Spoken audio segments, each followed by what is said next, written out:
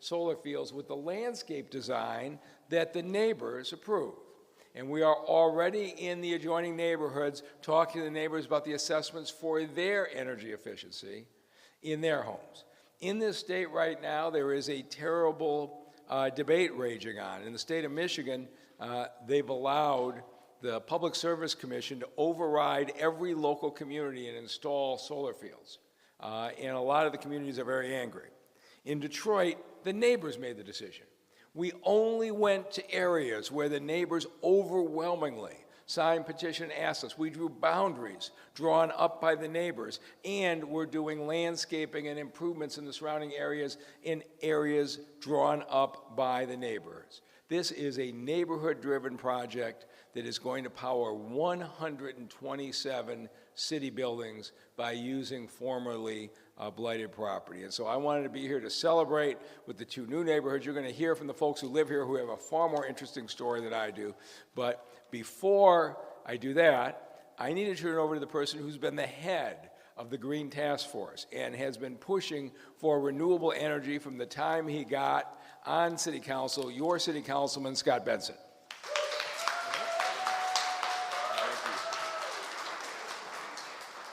Good morning, everybody. Good morning, everybody. So, number one, it's an honor and privilege to be here today, and I'm just so excited to be here to celebrate 2 more solar farms coming online in the city of Detroit. And just as the mayor said, this has been a labor of love for myself personally and for the city of Detroit. We also now have an Office of Sustainability. We have a Czarina who is in charge of sustainability as well. So this type of advocacy and just production from the city is huge. And so when we talk about 41 acres of solar farms coming online in the city of Detroit, in the 3rd district alone, we've got another 20 acres coming online in the 4th district. We have over 150 acres of solar farm right here in the city of Detroit, over $25 million of investment into our neighborhoods, which were once seen as very low density and blighted. And so now this type of investment, this type of removal of blighting influences from our neighborhoods are huge. And this is a direct result of having very forward-thinking administration who sees what can we do to reduce our greenhouse gas footprint in the city of Detroit, improve your air quality by reducing our greenhouse gases, and ensure that we're removing blight, improving your quality of life, as well as improving your home value for our neighbors who are just outside of these footprints. And so when my bosses come down to City Council yesterday and during public comment talk about how they have new appliances in their kitchens, they're cooking in their kitchens for the first time without extension cords, which is a very dangerous situation. We have new roofs on the homes, new windows, new water heaters that are about this tall, which if you know what a water heater is like, a water heater is typically about this tall. Now we've got a high efficiency water heater. This is a direct result of the city investing in our neighborhoods and our residents leading the way. So I had a few stats here. Number one, these community-led projects decided the landscaping and the buffering. And so I was really impressed. I figured, you know what, there's going to be a bunch of burning bushes and flowering dogwoods. I took a look at the approved plantings. No, Councilman, you're wrong. What did we have? We had an ace of heart redbud tree and lavender, which are the ground cover and the decorative plantings that are going to be in our neighborhoods. And so I just want to say thank you to the bosses, thank you to the mayor, thank you to Tefira for the Office of Sustainability, thank you to the Czarina as well. Detroit continues to lead the way. And so when we talk about having solar in the city of Detroit, we just took at the Green Task Force a contingent of 34 Detroit decision makers, elected officials, as well as advocates for sustainability in the city of Philadelphia. And this is not a knock on them, they're doing the same thing, but they do it 70 miles outside the city of Philadelphia. So those investments are done in another community, those jobs are in another community, the residents who benefit are in another community. We do all that right here in the city of Detroit. We continue to be the tip of the spear in the city of Detroit, and is to improve your quality of life, the bosses. So I want to thank you all for leading the way on this.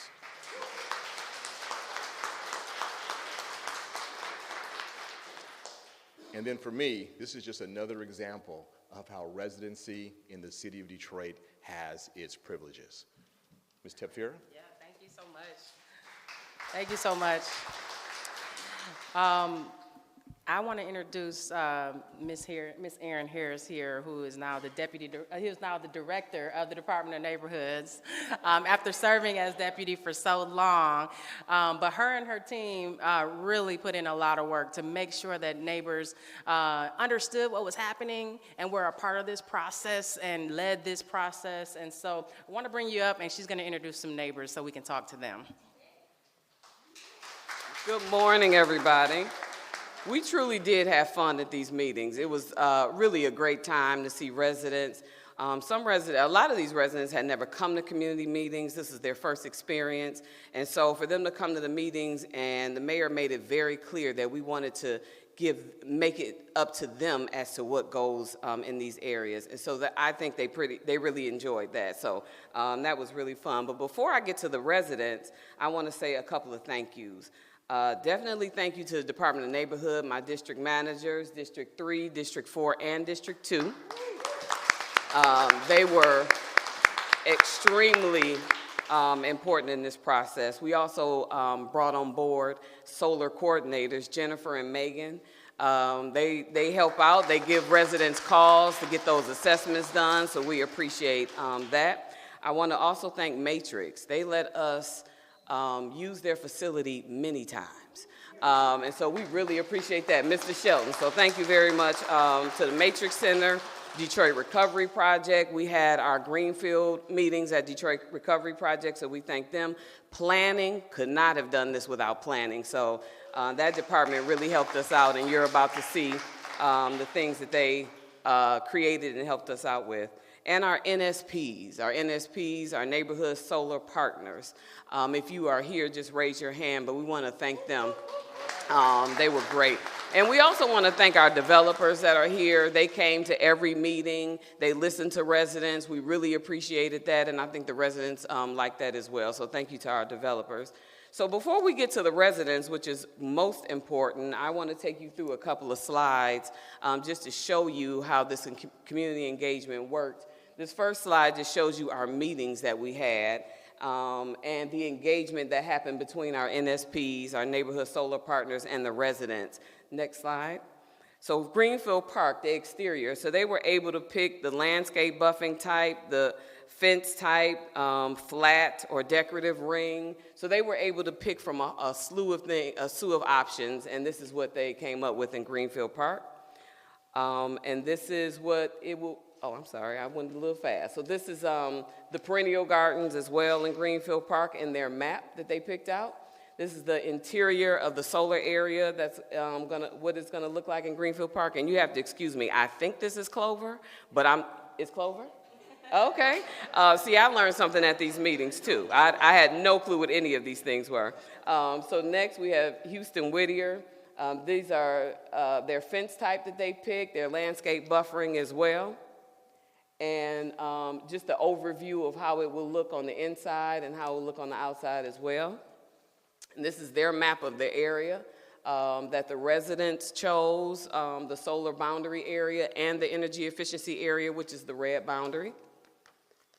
And this is the Greenfield Park map again. So we made sure that the residents had a say-so in every part of this process. Two of those residents that are going to come up right now is Miss Victoria Hicks. She is from Greenfield Park. She has lived in the neighborhood for 44 years. She got her assessment on her home, and she was a huge champion at our meetings. And Miss Francetta Temple, you can come on up. She has lived in the neighborhood Houston-Whittier for 48 years. And she's raised all her children there, and she came to all of our meetings as well. So I'll let them speak. Good morning, everybody. I would like to, first of all, thank the mayor for this exciting project. I'm so happy to know that we're about to get to the neighborhoods. The city of Detroit is coming back up, and I'm so grateful. But I am most of all grateful that he has thought about the residents that have stayed here for 44 years and not gone anywhere. I got my assessment on yesterday, and I cannot wait to see the things that they do for my home. And I am proud to say that I am the president of the Greenfield Park Block Club, the 3rd District. And I'm just beginning, but I promise to bring our area back up.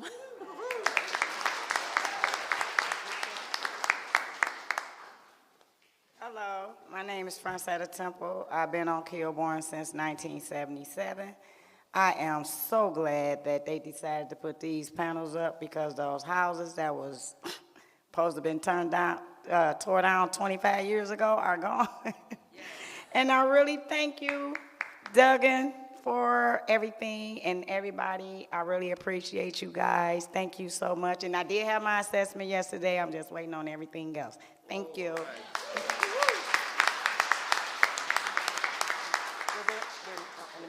Okay. All right, so with that, this is the conclusion of our press conference. I want to save a little space if there's questions, but what you have heard today is that this city has really not forgotten about the neighborhoods, right? I know I've lived in a neighborhood who's experienced a lot of blight as well, right? And we need solutions. We need all kind of solutions. And so with that, if there's no further questions, we can wrap up. Yes, sir.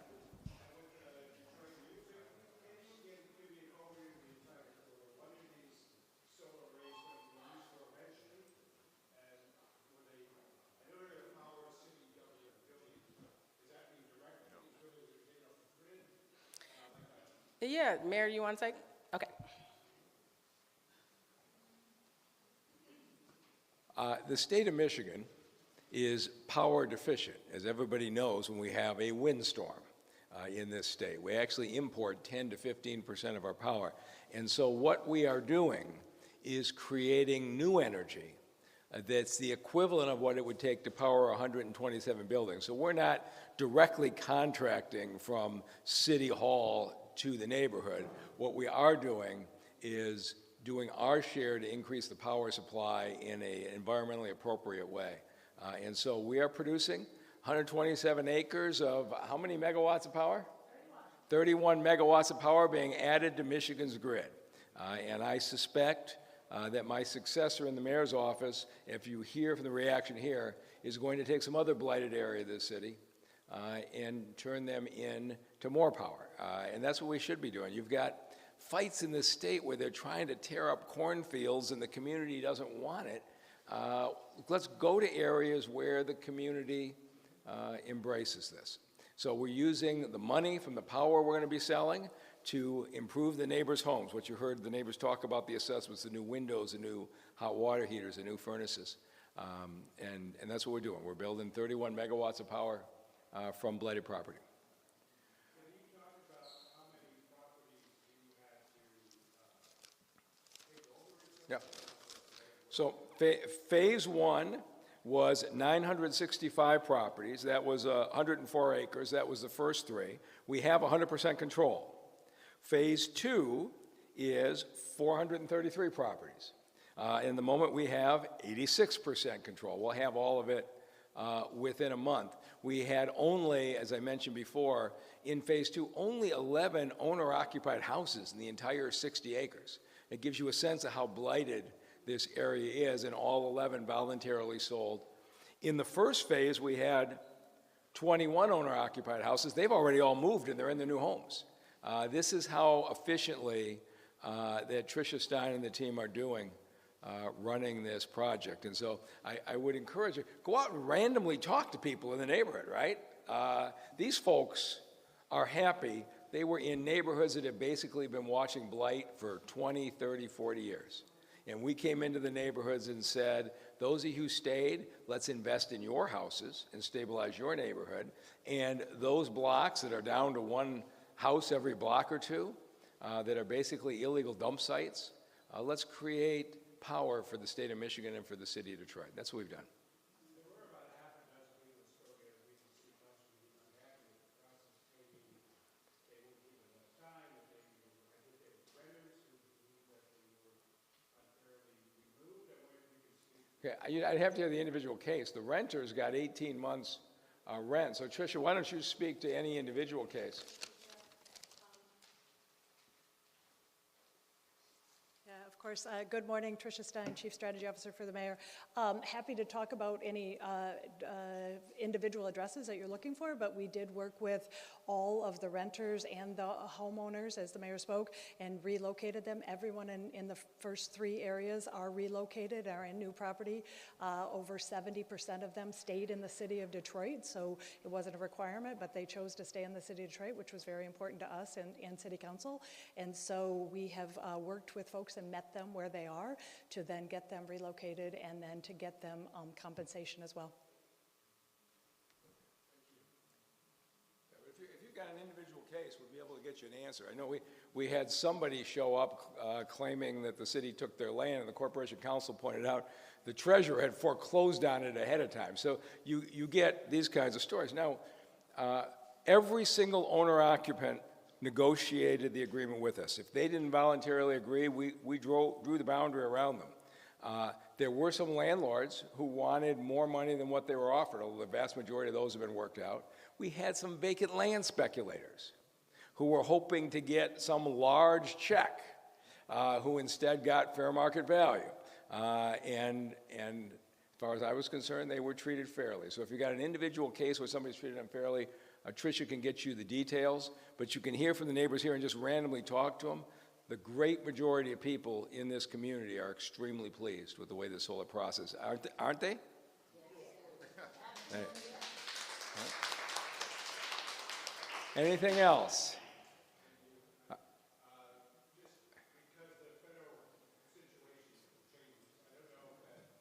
Has no effect on ours. All of the contracts were signed and are awarded and are grandfathered under the Inflation Reduction Act. And so City Council was good enough to make sure every single contract was executed under the last administration, so change of administration will have no effect on us. All right. Thank you all very much. You got it 2 more times.